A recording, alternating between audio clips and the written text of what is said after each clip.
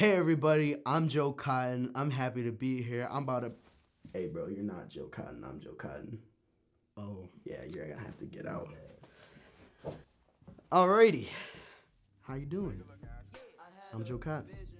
Well, my name is Joe Kotten. I make your standard traditional hip hop music, but I also dabble in a little bit of trap music, some jazz. I try to be as diverse as I can with it as possible. I've been making music for about 5 years now, but I've been playing instruments since I was in 7th grade, or 2nd grade actually, but it's been a journey, so. Pretty much it wasn't a huge thing in my household. When I was introduced to it, it was like the only thing that was important to me. And as I grew up and became older, I started to realize the impact that it had on my life. And so that's when I was like, all right, this is something I want to do. I'm going to be breaking down Cooking the Heat. I just recently dropped it on Loom, but it's on all platforms. I had a vision that I was chilling, I was living. There was no one colder than me. I was faded and I was jaded.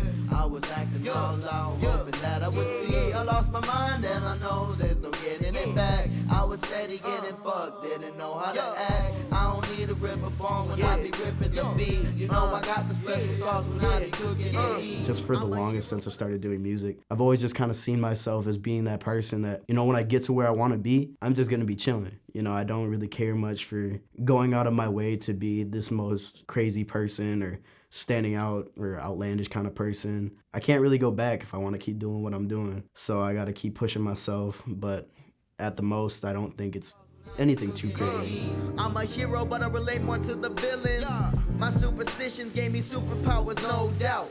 I scream and shout about the things I truly care about. I let it out with good intentions flying out my mouth. When I say that I relate more to the villains, a lot of the things that I noticed about in superhero movies is that the villain is always kind of the person that makes the hero better. It's always that kind of antagonist figure that I always see myself as. And in terms of my superstitions, what I believe in, it's given me the ability to do what I feel people consider to be unnatural. A lot of these things that I do and say and the abilities that I have, it's just people think they're great, but to me it's just something I do every day. I hope to never see the ending of my enemies. It's cause of these fiends that I'll be stacking up my G's.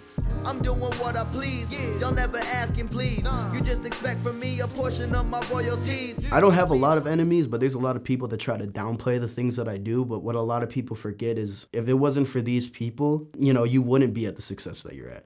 A lot of the people that consider themselves my competition, I wouldn't be at my position if it wasn't for them. I'll be doing what I'm gonna do because I'm doing me.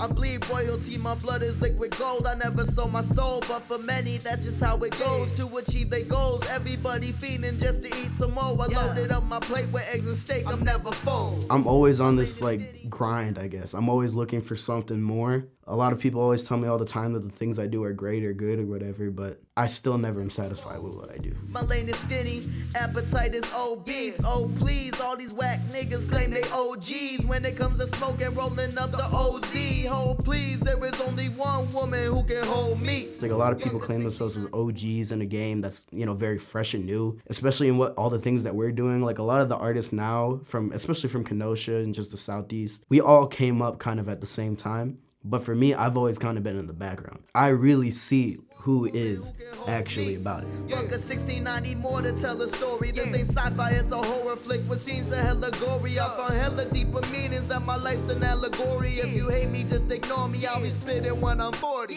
Anytime something bad happens to me, it's usually because I'm supposed to be learning something or I'm supposed to be doing something different. And anytime something good has happened to me, it's always because I did something right or I did something that I'm not conscious of. I can never look at anything literally, or I can never look at anything at the surface value, because if I do that, I'm really undermining anything that could actually come from it. My rhymes are timeless like a rollie, I don't stop. I don't got no drugs on me, but I still don't like the cops. I be classy like a pocket watch. These niggas watch my pockets on some option, cause they see me taking off just like a rocket. Y'all irrelevant, it's evident that I'm the greatest. Bars is evidence I'm making it to your playlist. Yeah, I make hits, roll blunts, break down, then get lit. Put some diamonds on my fucking wrist just like a Fitbit. Break down and get lit, that's it has two meanings. So it's I'm breaking down whatever it is and then I'm getting lit. But at the same time, there's a lot of times where I do just mentally break down. I'll kind of come back and I'll, go out and get lit. I'll go out with my friends, I'll go out and have a good time. But, you know, right beforehand, I literally could just get done having like a mental breakdown. I hit the beat like I be hitting with the hit stick. I'm popping out and everybody say my fit sick. If you ain't working, then you'll never ever get shit. That's why niggas softer than a pillow or a limp.